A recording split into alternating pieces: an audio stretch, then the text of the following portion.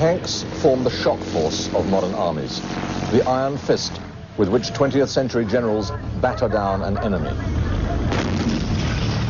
100 years ago, it was the cavalry, mounted swordsmen or lancers, who rushed across the battlefield to deliver the decisive blow.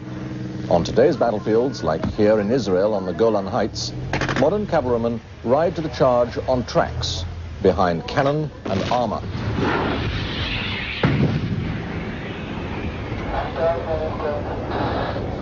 Here on this Merkava, the Hebrew word for chariot, you can clearly see the three principles that have been fundamental to the concept of the tank from the beginning: protection, firepower, and mobility. For protection, there's the armor plating, a foot or more thick here at the front end. Uniquely, this tank has its engine also in the nose as added protection for its crew. For firepower, there's the 105mm gun, a weapon that can knock out another tank 2 miles away. There are also 3 heavy machine guns up there on top. Mobility is provided by the 900 horsepower engine underneath here. It means that this 60-ton monster can travel 20 miles an hour across open country, it can climb a 30-degree gradient, and it can cross 9-foot ditches. These then are the 3 principles of every tank, and throughout its short history, its success has depended on getting the right balance between them.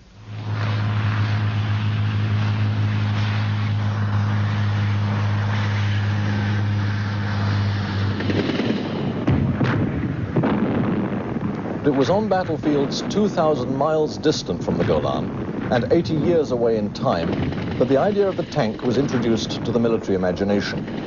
The First World War crisscrossed the landscape with barbed wire, trenches, and crater fields.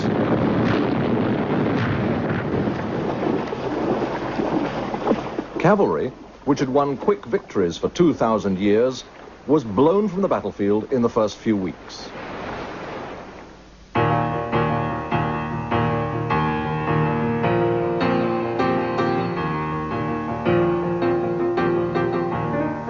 The Industrial Revolution had made the cavalryman and his horse obsolete, but it had invented new forms of horsepower that unconventional minds realized could be made to take their place. The Caterpillar tractor, seen here in a film of 1908 advertising its usefulness to the farmer, was one of them.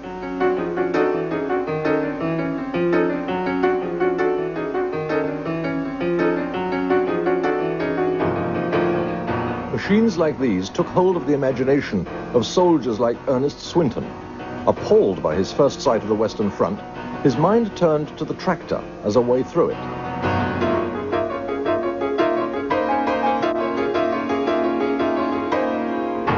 On Christmas Day, 1914, he wrote a requirement for a bulletproof vehicle which would roll down barbed wire by sheer weight and support the advance by machine gun fire. It would become the specification for the first tank. This is one of the earliest tanks. It's called the Mark IV and came into service in 1917. Already the 3 principles are beginning to show up, albeit in rudimentary form. Mobility. On these tracks, it could roll at 3.5 miles an hour. For firepower, Hotchkiss machine guns, and further forward, the 6-pounder. But it was in protection that the British Army was mainly interested. And although its armor was only half an inch thick, it was enough to protect the crew from enemy fire. Fear naught was the motto adopted by the British Tank Corps from the earliest days, in tribute to the tank's bullet-stopping skin.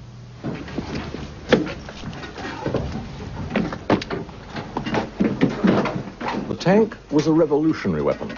To man it on the battlefield demanded a special breed of soldier. One of the pioneers, George Brown, recalls the early days. There was a crew of 8 in the tank. There was the driver on the primary gears. The officer sat on his left on the handbrakes. I was a Lewis gunner. There were 2 Lewis gunners in each sponson, 2 sponsons on each side of the tank. So it took 4 men to drive the tank. And the other 4 men were just gunners. Mag switch. Mag on. Check gun. You were trained to do all the jobs. You were trained on the secondary gears, you were trained on the machine guns, you were trained on the 6-pounder guns. And of course you were trained as a driver. Good. Gun free and lock. Check gear stick. Neutral. Check clutch. Stand by to start.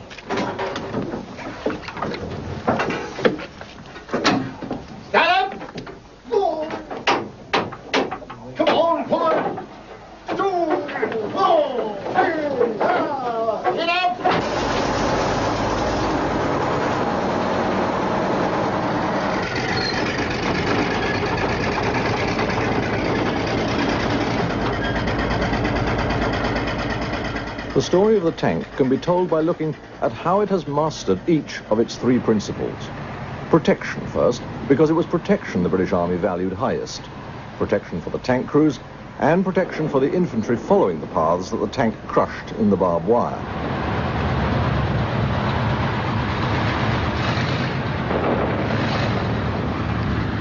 Tank was the cover name adopted while the machines were being built for the Great British Offensive on the Somme in 1916. On the first day, none were ready. The British advanced unprotected against the German machine guns, and 20,000 British soldiers died. 2 months later, with a handful of tanks, the British won the little battle of Flers at far less cost in lives. Once we started to open fire on the Germans, all hell was let loose. High explosive bursting overhead, shells hitting the ground and bursting. When you first opened fire, there was already the rattle of their machine gun bullets and rifle bullets hitting the side of the tank. And unless they were armour-piercing bullets, they didn't penetrate the tank. They just made a dent, that's all. You heard a rattle on the outside. It was like something hitting a tin can. The machine gun bullets didn't penetrate, but they threw off shale on the inside of the tank. And it used to pit the face with tiny bits of steel, you see, and they used to bleed. You came out looking a bit sorry. They're so well protected. If you had a direct hit, then you can't say anything about it. You've got to suffer that. For machine gun fire and that sort of thing, it didn't offer any fear at all. No, your object was to get there and back. You didn't see any fear.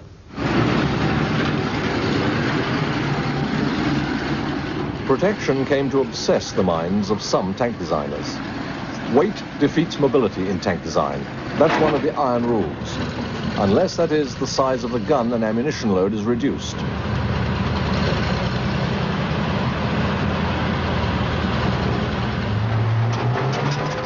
The British Matilda, at the start of World War II, had almost impenetrable armour, but its gun, as a consequence, was practically a toy. The American Sherman avoided this defect. It had a good gun and great mobility. It was indeed almost a perfect design, except for poor protection, as some Sherman crewmen recalled. When we first got them, we thought they were a smashing tank. We did take quite a while in readjusting all the inside pieces to suit our individual tastes. No tank is ever made that suits the whole crew. So you take some pieces out and sew them away, and you put in other pieces, and you alter things around just to suit yourself. Perhaps the metal was a bit thin. We had extra plates welded on the side, right across the ammunition ports. Of course, if you were slightly sideways to the enemy, had a beautiful aiming mark. It was all hedgerows. We had to go climb over the hedgerows. And every time we show our belly, the Germans would fire 30 millimeters into our belly and blow us up, because that was a very vulnerable spot. The tank around us, our part was all steel, but the belly wasn't that thick.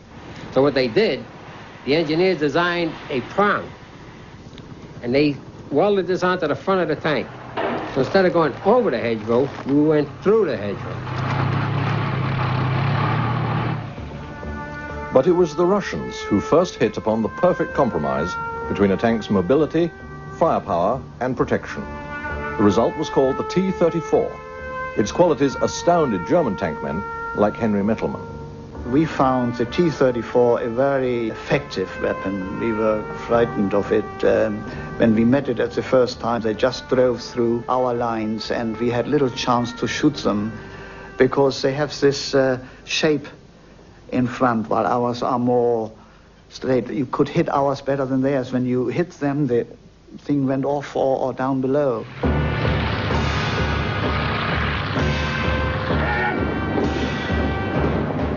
German crews manning their early tanks thought the design was good. They seemed to me something like iron horses. I was proud to belong to Panzer troops. We got the Panzer III and we got the Panzer IV. I saw them driving around. It's a powerful thing to watch, and I thought, yes, to be a member of such an army, that's something to be proud of. So I was looking forward to training. The Panther, and later the Tiger, were the Germans' answer to their experience of meeting the T-34. They had called for bigger guns and stronger armor, and got them in these powerful machines. But however thick the armor, tank men know they are vulnerable to the right shot. I drove several tanks and also worked with the infantry and the supporting units, tank supporting units. I personally was always happier when I was in a trench, or that wasn't a nice experience either, but in a trench you could put your head down and you could keep out of the way. In a tank you were just sitting there and you were relying totally on your luck that you should not be hit. I think when you looked at the poor bloody infantry outside, you felt at times sort of very affectionate towards your tank, this wonderful steel womb within which you travelled.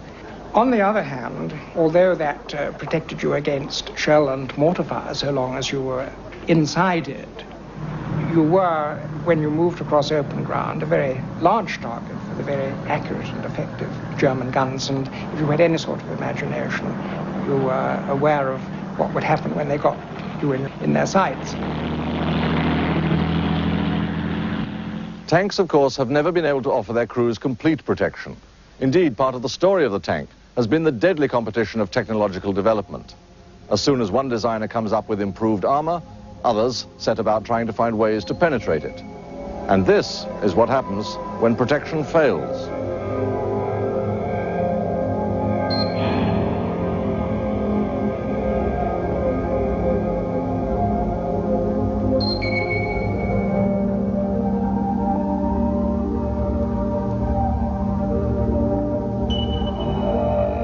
This Israeli tank dump gives us a glimpse of what happens when a shot strikes home, but not the unforgettable sight of a tank catching fire.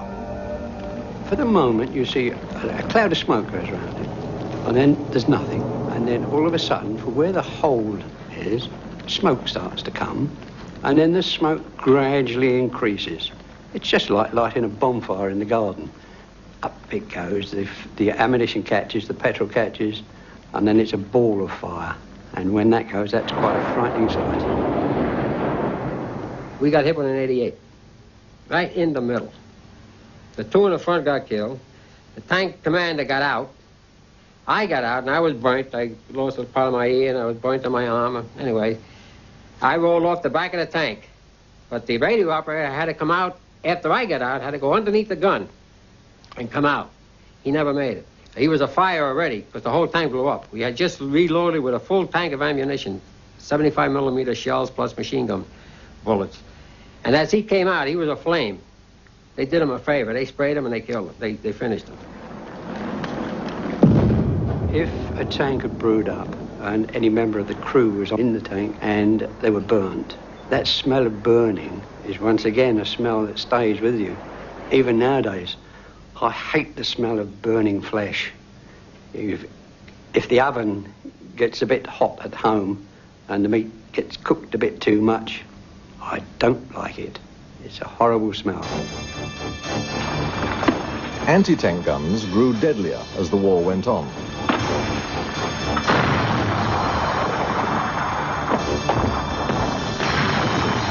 The German 88 was the most effective, made all the more lethal because Germans perfected the trick of drawing enemy tanks into its killing zone.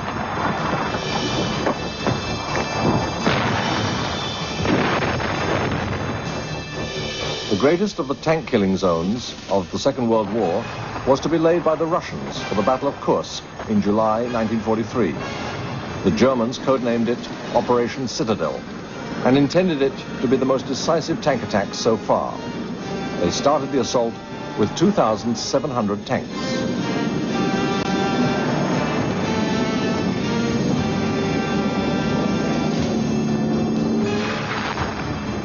The Russians, who had long been expecting the attack, had prepared one of the strongest defensive positions in the history of warfare. 6,000 anti-tank guns and millions of mines. The German fighting machine was ground down by the weight of fire.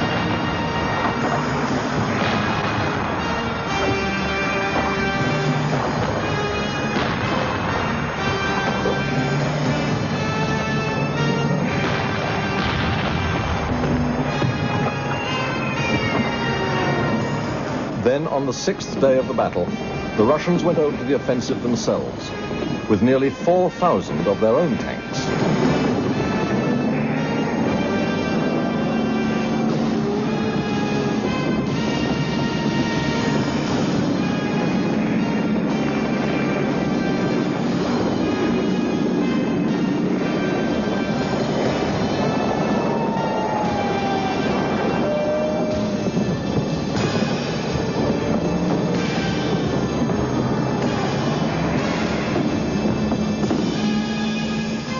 A 1,000 German tanks were destroyed. The carnage at Kursk revealed all too clearly how vulnerable tanks were when they were launched at strong anti-tank defenses.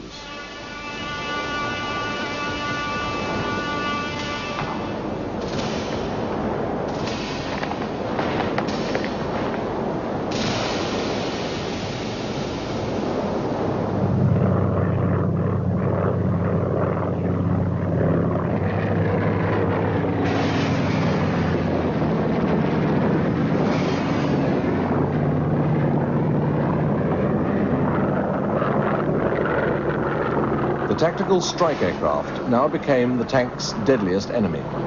Against the newly developed air-to-ground missile, the tank's armor cracked like snail shells under a bird's beak.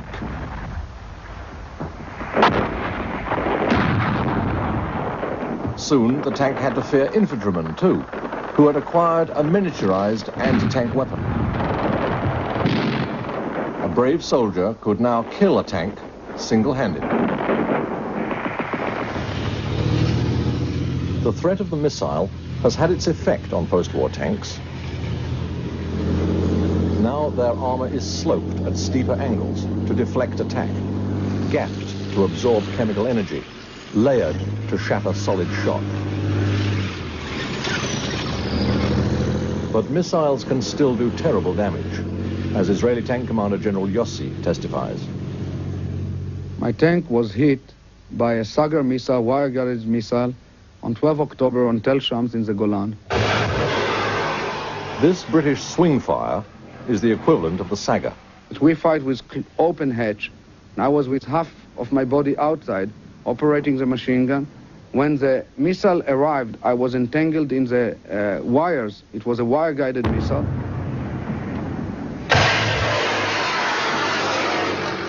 And then the second one came. It comes very slowly, like a ball of fire, rolling into your face, explosion in the turret, and then the next thing, a very high heat wave that takes you, and then I felt that I was flying, and the next thing I found myself on the ground, fairly smashed.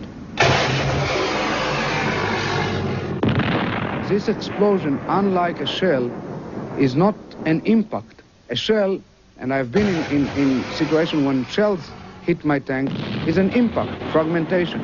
The fragmentation that happens, you don't feel. What you feel is this enormous wave of heat around you, and this pressure that just blow you out.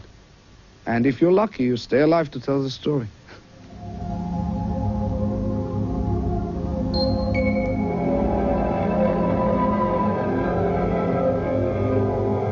These ruined tanks from 3 Arab-Israeli wars show all too clearly what happens when protection fails. And they are the grim proof of the second principle in every tank's design: firepower.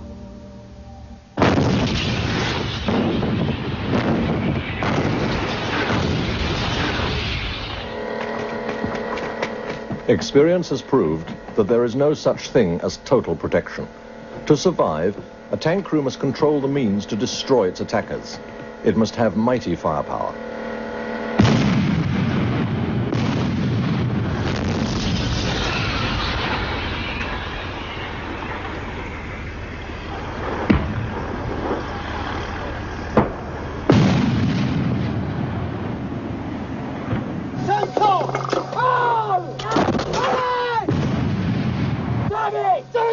Commander, gunner, loader, driver. The first 3 are involved in firing the gun.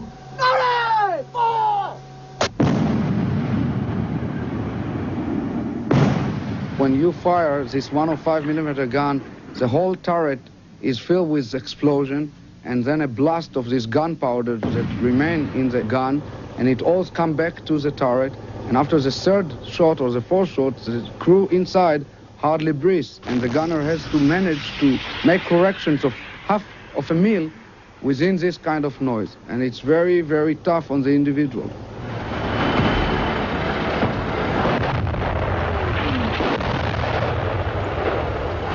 British heavy tanks of World War I were of two types. One was armed only with machine guns in its role of supporting infantry. The other, designed to destroy strong points, had machine guns and a 6-pounder naval gun.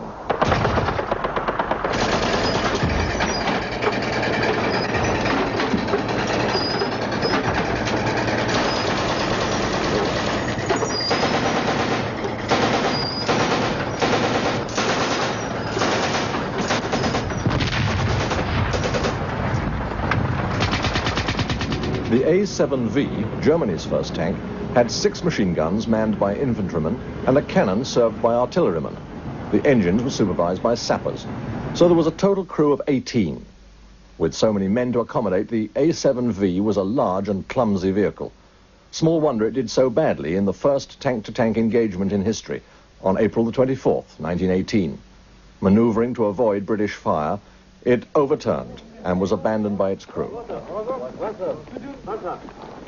Appropriately, its opponent was No. 1 tank of No. 1 section, A Company, 1st Battalion, British Tank Corps.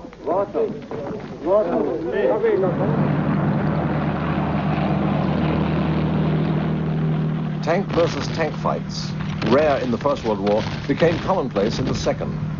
The caliber of the tank's main armament climbed steadily throughout the war, with the Allies lagging behind the Germans.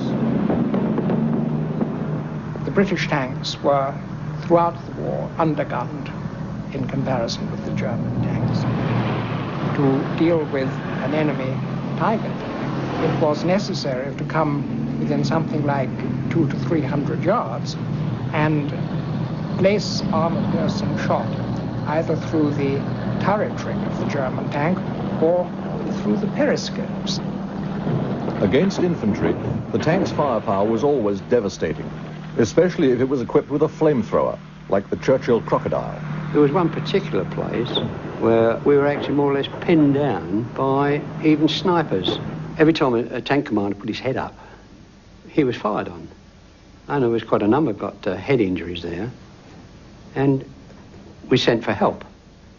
And help came in the form of a flamethrower. One spurt straight up and down the tree, and there was 8 bodies strapped up in the tree, now hanging down loose. We then continued on our journey. Andrew Wilson commanded such a tank. We started firing inevitably earlier than we should have done, but we continued flaming right up to the target, and there was a horrible sound, I remember, which I thought could have been the squeaking of the tracks, but in fact were, I believe, the screaming of men. We did, in fact, burn people on that occasion. The sight of the body that the flamethrower had incinerated was particularly horrible.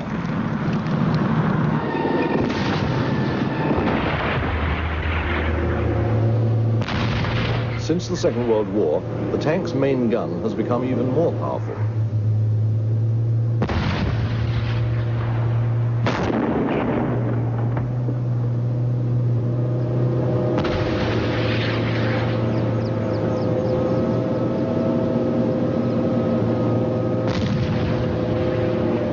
Range finding is far more accurate, and stabilization systems make it possible to fire on the move.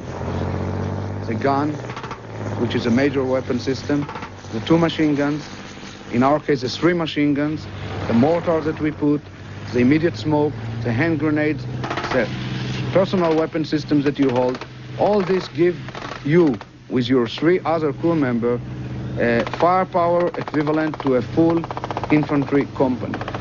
You can really aim this fire, and that's the main role of the tank, to move around the battlefield and to bring this firepower under the possession of 4 people, directed to one target and win the battle.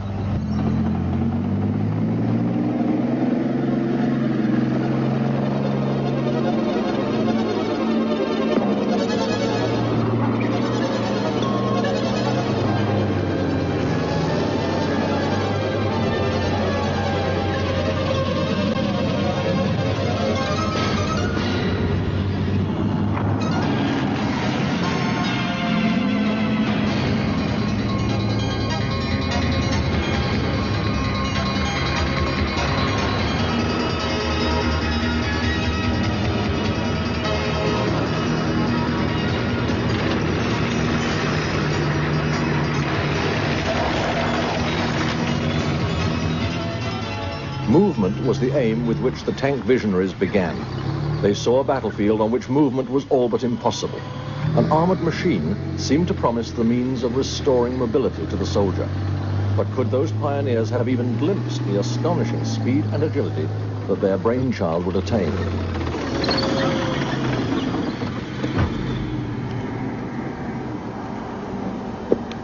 Well, the third principle that underlies the concept of the tank, and it's the principle that's done more than anything else to change the face of battle in the 20th century, is its mobility. I'm standing in the turret of Challenger, Britain's latest main battle tank, and we just came down a section of that track behind us at over 45 miles an hour. Despite its 62 tons of all-up weight, the Challenger will also go over the roughest terrain very fast indeed, either forwards or, if necessary, backwards. It's tanks like these and their predecessors that have given back to commanders that element of shock that they lost when cavalry disappeared from the battlefield. The tank reintroduced movement into modern warfare after the stalemate of the First World War, even if the speeds of the early tanks pale into insignificance compared to the modern tank. On no battlefield of the First World War did the tank really make good its potential as an instrument of mobility. At first, it was used in numbers too small to count. Then it was misused, launched in the spring of 1917 into a battlefield that had been shelled into a bomb.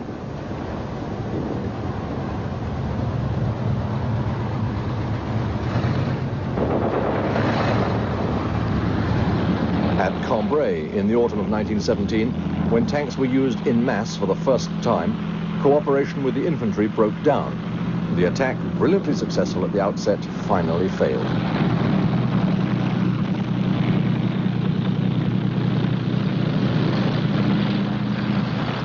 At Amiens in 1918, the greatest of the tank battles of the war, it was the tanks themselves which failed to live up to their promise.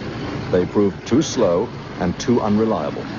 They undoubtedly terrified the Germans, but they did not demonstrate that they were a decisive instrument of breakthrough. With the victory of the Allies, the traditional high command thought that trench warfare would not happen again, so the importance of the tank was downgraded. The Americans even abolished the tank corps after 1918. In France, the infantry and artillery fought for control of the tanks, and the infantry won. This meant tanks became the infantry's handmaid. In the British Army, the tank corps, though well established by 1926, was resented, especially by the cavalry. The conservative military leaders of the day saw the tank's job as supporting the other arms in the various roles once carried out, as the battle developed, by the cavalry. You had a sort of period of skirmishing as you approached the enemy, in which you had light forces, which in the very old days had been cavalry, who told you where the enemy were while you made up your mind whether or not you were actually going to accept battle and how you were going to accept it. And then you had a major battle in which the infantry took a classic part.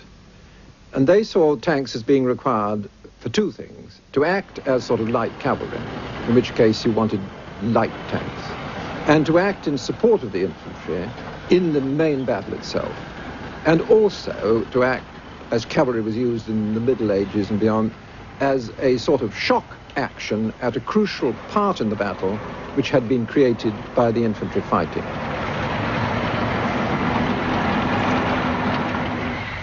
Yet it was two British military thinkers, Basil Liddell Hart and General Fuller, who proposed the idea of the tank revolution. They argued that the tank was the key to the military future, and that far from being anyone's handmaiden, the tank was destined to be the queen of battle, around which all other arms would be organized. Their views aroused as much official enthusiasm as the arrival of a horse butcher at a cavalry barracks.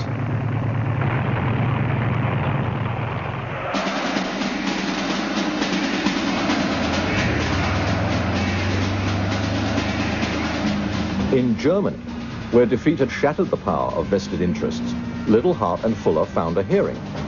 Germany had been forbidden tanks by the Versailles Treaty, but the army had experimented with them in secret. By 1933, they had a few prototypes. When they were demonstrated to Adolf Hitler, he exclaimed with delight, That's what I need. That's what I want. He lavished money on the German Panzer arm so that by 1939 it could field 10 tank divisions.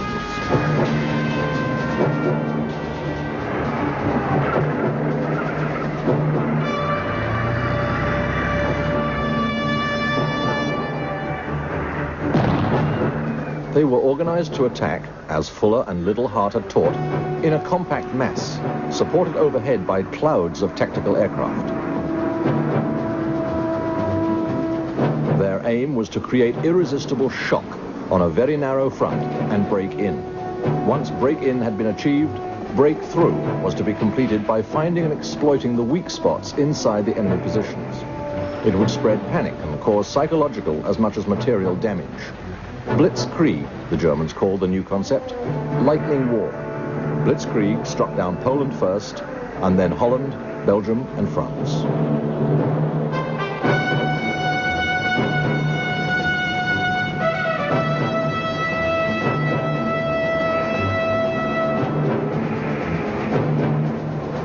But it was in Russia that Blitzkrieg achieved its most spectacular effects. The world will hold its breath, boasted Hitler at the outset of Operation Barbarossa in June 1941. 3 army groups, each tipped by the cutting edge of a panzer corps, broke through the Red Army. 300, 600, 900,000 Russian soldiers and their equipment were swallowed up at a single gulp. Blitzkrieg had changed the face of warfare.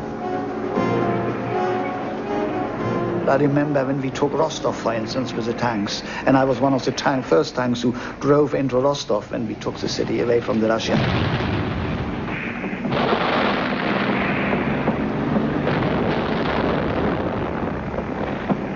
To have conquered a town, to go into the town square, and then there were all the burned out trams were lying around, and you got out of your tank, you were black from all the oil and dust and things flowing around.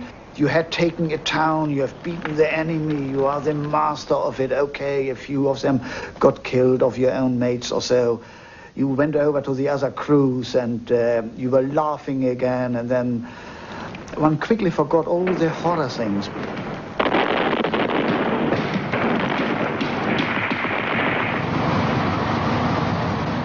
In the western desert of North Africa, the Germans also waged a war of movement against the British, though not one they had all their own way. The British were acquiring better tanks and becoming expert in using them.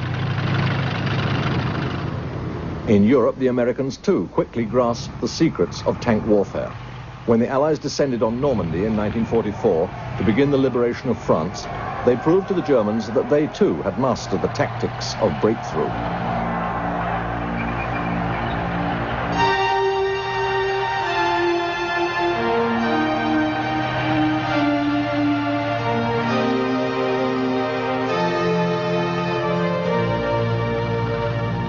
Overwhelming air power was part of the secret, widespread use of radio the other. The magic ingredient for even the tanks themselves to be controlled was the development of being able to use radio sets down to every individual tank on the move. Pulled back, and they looked as if they... Here on the plains of Germany, British tank crews in their chieftains developed the difficult art of communicating by radio. Charlie, this is a warning order. Alpha, 3 tanks, grid, 612-783. Mission to destroy. Wait, Charlie, right flanking. The Delta. Call sign 10, 30, and 40. To move around Firebase. Call sign 10, current location. Call sign 20 with this call sign will mask and prevent enemy movement. The other 10 tanks in your company, them you have to control through radio. It's very difficult. You have to convey to them through some metallic voice all the emotions, all the energy that you want them to carry in the situation where they face the enemy, and you want them to be placed in the right position, because sometimes 2 meters makes a difference. 612-612-783. Next fire position is just to the left of the barn on the barn. 0, this is Oscar 1 Now we've entered into position. We're able to see this contact. The problem, of course, as with any military command, is to know what's going on and to be able to see as far as possible. Very seldom possible to see where everybody was. You are the whole time concentrating on what is going on the radio, as well as using your own eyes and your own feel about all the noises going on. And of course, you are on the radio forwards as well as backwards. Oscar 20, this is Sarah, reference your contact. An 11 probe, bit 612783, confirm one tank, application over. Oscar 20, at the moment. Oscar 21 is moving round, over. Sarah, roger, out. As the Second World War drew to its climax, the tank began to fall victim to attrition, the very sort of warfare it had been conceived to overcome. Vast production was matched by vast losses. The British and Americans, who produced 30,000 tanks in 1943, found they needed all that came off the factory line. The Russians manufactured 15,000, but suffered losses at a comparable rate. But this industrial war was one the Germans could not win. Though astoundingly they produced 6,000 tanks in 1943, they could barely make good their losses. Kursk had been a terrible blow for them, the first and greatest of the attrition battles. The British equivalent was Operation Goodwood, where they lost 300 tanks in 2 days. It was their great tank offensive designed to break out of Normandy in 1944, and it failed.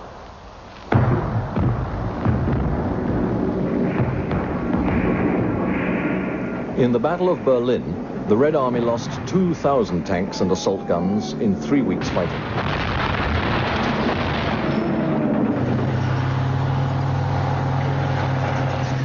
The Israelis have sometimes been able to recapture the exhilarating pace of blitzkrieg in their wars against the Arabs. But increasingly they too have found that mass tank battles on narrow fronts kill crews and fill tank graveyards in the same way that the Western Front killed infantry.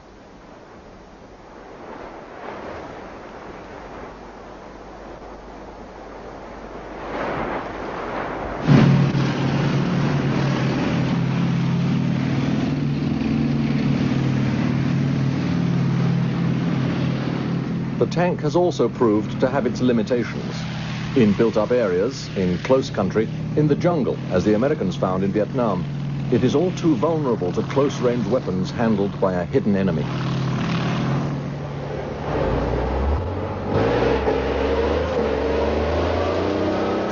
Yet the whole experience of tank warfare, good and bad, has made the men who live in and fight from these armored monsters a breed apart from other soldiers.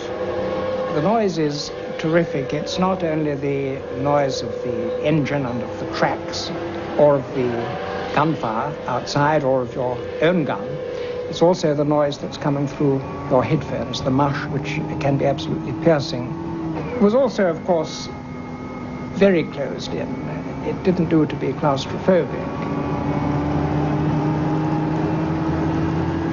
There was total confusion. It's what Clausewitz called the fog of war. I mean, it was really very literally there in my experience. Every battle is chaotic. When you are in a tank, especially as a driver, and you don't see very much, it is chaotic. You get new orders every few minutes, a little bit to here, a little bit to there. As an infantry soldier, there's a certain purpose in it. You see what you are doing. You can defend yourself.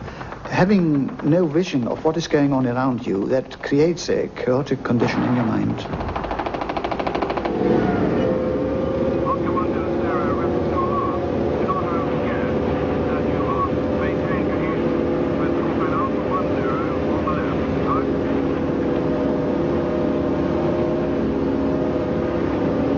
When you were in action, the tank commander was either sitting on a very, very small seat or mainly standing up.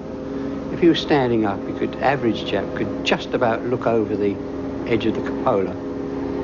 And you'd be standing there for about 12, 14 hours during the day in the summer. In that time, you've got very little exercise in yourself. And we found to start with, we were getting something that was called tank commander's legs. The legs just became very swollen between the knees and the ankles. It was very, very painful. You daren't take your boots off. If you took your boots off, you'd never get them back on again. So it's horrible. I disliked it all the time. One never admits it, really. One always tries to tell, as a young soldier, heroic stories. But the smell and the noise, in summer it's very hot. In winter it's very cold.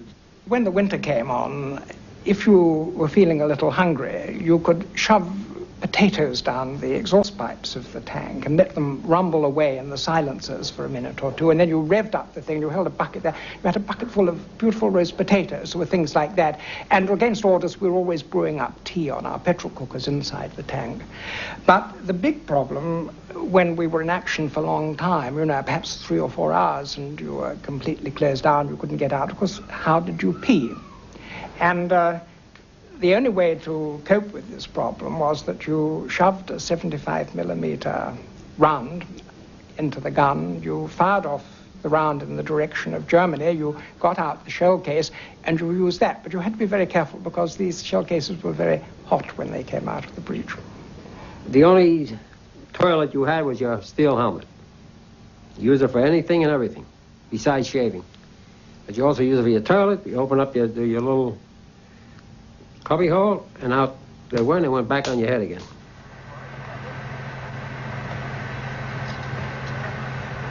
On operations, which of course was most of the time in Normandy and Northwest Europe, we would sleep at night under a canvas bivouac beside the tank if we bothered to put that up. I mean, often we would just sort of sleep on the ground on our ground sheets, sometimes under the tank, because that offered a degree of safety, though there were people who told horrid tales of tanks having sunk into the ground and killed people.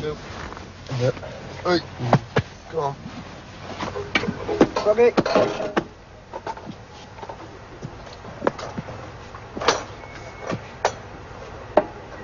Go, Matt.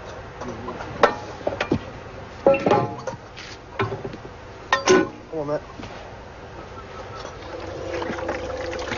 When you're in the tank, it's like a snow. You're carrying your own house around with you. Everything you want is with you. You've got to carry on the tank all your belongings that you need stacked somewhere on the tank. Your blankets, your ground sheet. We had our tank adapted to, on the front was these brackets. We had little ammunition boxes with all our personal bits and pieces in there. The odd bottle of whiskey or two when we got the chance. That was in there as well.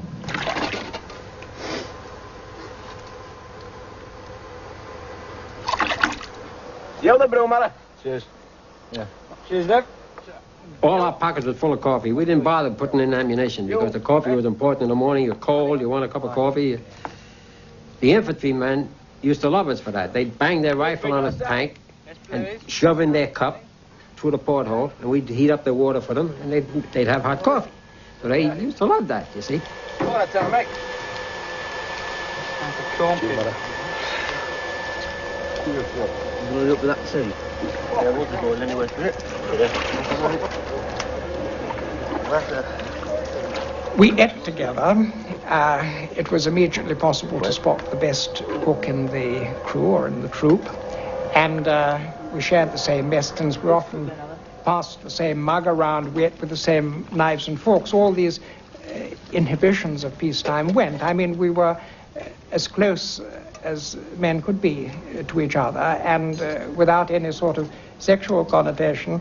This was a matter really of loving people with whom you worked, and I don't think it too much of a hyperbole to say that that is what did exist in the tank crew. It was love in the best sense of the word.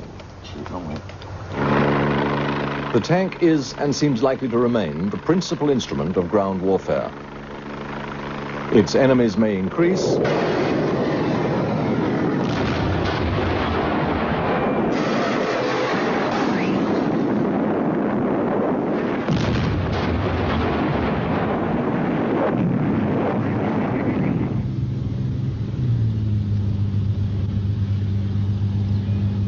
but despite the risks and threats that menace the tank today, most experienced veterans of armored warfare believe in the tank's future. My view is that the tank is going to be with us for many, many years to come, but it might change its shape. It might be a little bit different than it looks now, but the concept of a mobile platform that brings into the battlefield 3 dimensions, the protection, first, the firepower on board of this protection, with the mobility, is going to last with us for as long as the wars will continue in the land.